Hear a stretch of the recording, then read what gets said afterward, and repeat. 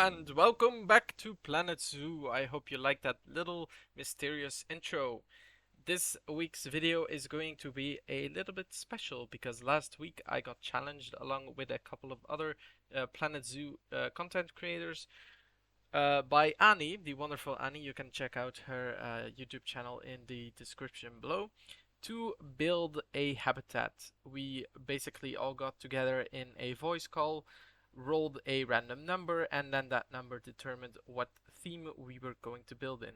And the theme we got was fantasy. Now, at the end of this challenge, the goal is to have a little competition where you guys, the audience, can vote who won this competition. So definitely check out the other entries. I will put in links to their videos in the description below, and I will also put in a link to the voting form in the description below. But yeah, I basically started off with this floating rock. My idea of fantasy is very limited. The type of fantasy content I have consumed in my life is really, really limited. So I really didn't have um, grand ideas of building a castle or like a dwarven fortress or anything like that. I just thought, why not build a nice little forest, a northern European forest, where we are going to have some mysterious elements included in it. So I basically began with a natural background for my habitat. This at this point I didn't even know what type of animal I was going to put in here, so I just kind of went with my instinct to build whatever popped into my head. So I thought I need a water feature because there's something that attracts the animals to this place, and that would be this nice little waterfall. I changed the color of the water to slight purplish hue. I also made it like misty, so to add to that mysterious aura that surrounds this place, and I basically just put in some plants here and there.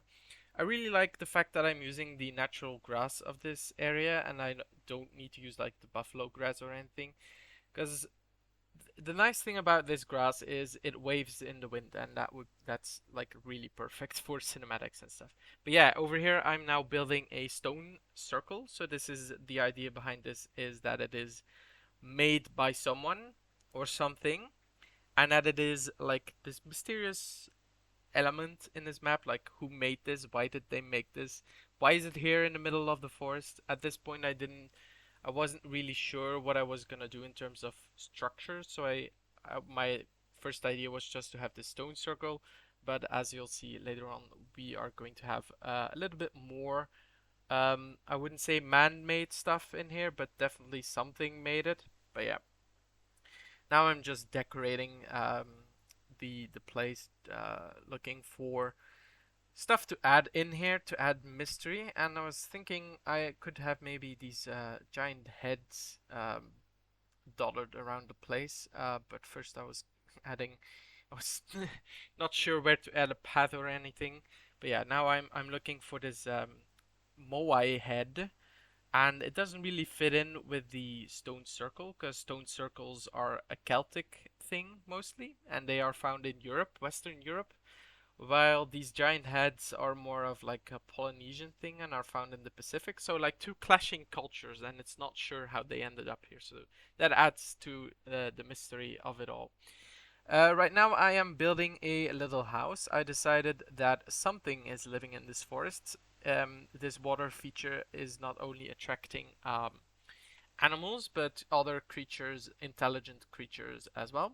So I found this nice little concept art. I will put it on screen right now. I'll also credit the person who made this on screen.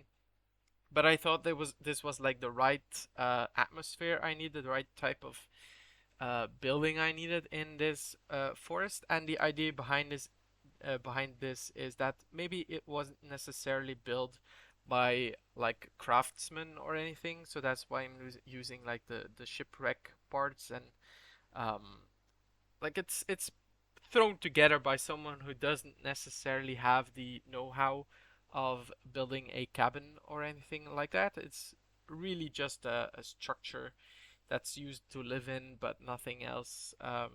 It's just basic protection against the elements at this point in my head. Later on, I'll add more details to this, but at this point, it was really um, the idea was really that it was haphazardly thrown together with as little decorations as possible.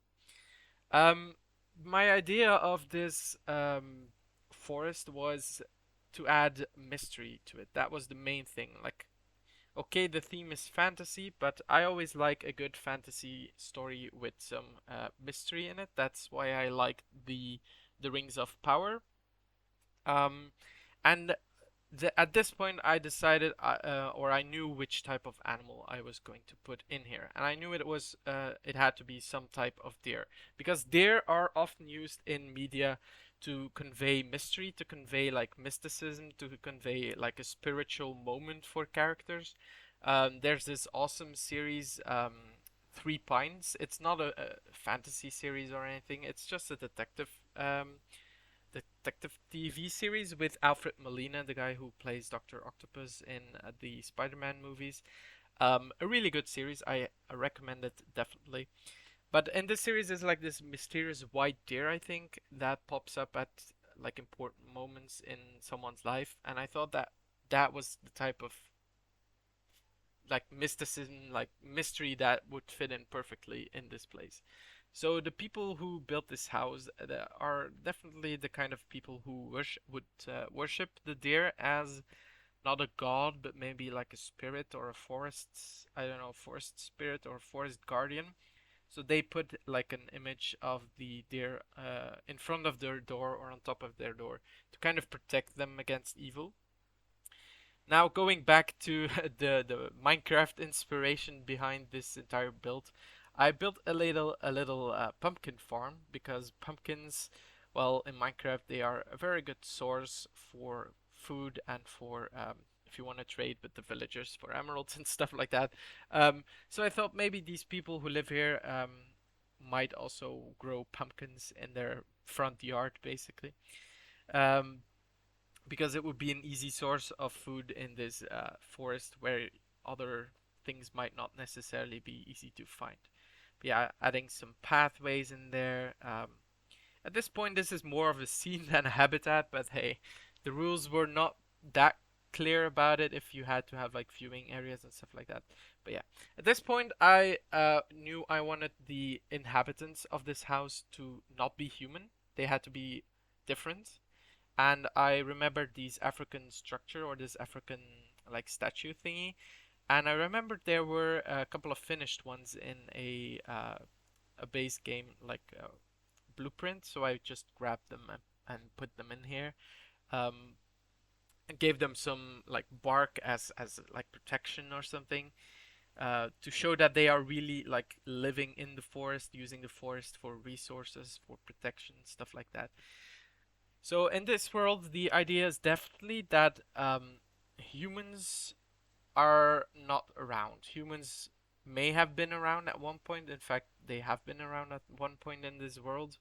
I'll put in some things in the second that point to their existence. But yeah, the idea is that this world is like maybe even post-apocalyptic, even though like nature is still very bright, very vibrant. It's still post-apocalyptic because something happened that led to the extinction of humankind and led to the arrival or the evolution of these mysterious forest creatures that have built this house with very similar characteristic to human culture and stuff. So that's a bit of mystery. Like, how did they know how to build the house? How did they like they've definitely taken inspiration from mankind. Yeah, I mean, in the meantime, I've also like surrounded the entire habitat with little terrain features to block the view of this endless plain beyond it. I'm also adding in trees and more floating rocks just to give the idea that if you're in the habitat itself, that you're in a forest, that you don't see the endless plain. You only see the trees and the mountains in the background, and the occasional floating rock. Because I did not want to build an entire forest in this entire map. But yeah, I'm also adding this gate or this little archway. Maybe the idea is that in times of danger or in times of need, the people who live in the forest can block this entry and they can essentially block off their entire area and protect it against evil. Because there's definitely some type of evil in this world, whether it's known or not. It's definitely around, and that was my idea at this point was to add like little features that would hint towards some type of disaster, some type of calamity having occurred in this world. So yeah, at this point, I put down these telegraph poles to showcase like this is something human. This is something that the humans left behind. Realistically, they would have rotten away, but I still wanted to put them there to give like a sense of mystery. Same with this car that's like partially in the ground. How did it end up here in the middle of a forest? I also put like things on it to make to convey the message that this is an old vehicle. This is not something that just was put here a week ago or something. Like it's rusted, it's overgrown. Um, there's no signs of the pilot or the driver or anyone. I almost said pilot. There's no sign of who left it here. So really adding to that mystery of how did it get here. Now I removed this little tent because I thought it didn't fit in with the lore of how this car got here. Um, but yeah, now I'm also adding like another natural feature. The idea behind these things is that maybe some type of new evolved bird or insect is building these nests in the tree. And they provide a little light at nighttime, so maybe a new type of animal evolved, or just an old animal that adapted its way of building nests and includes like little, um, I don't know, new type of plant that evolved that gives light or something. I don't know. The idea is to have a mysterious aura around this place, even at night.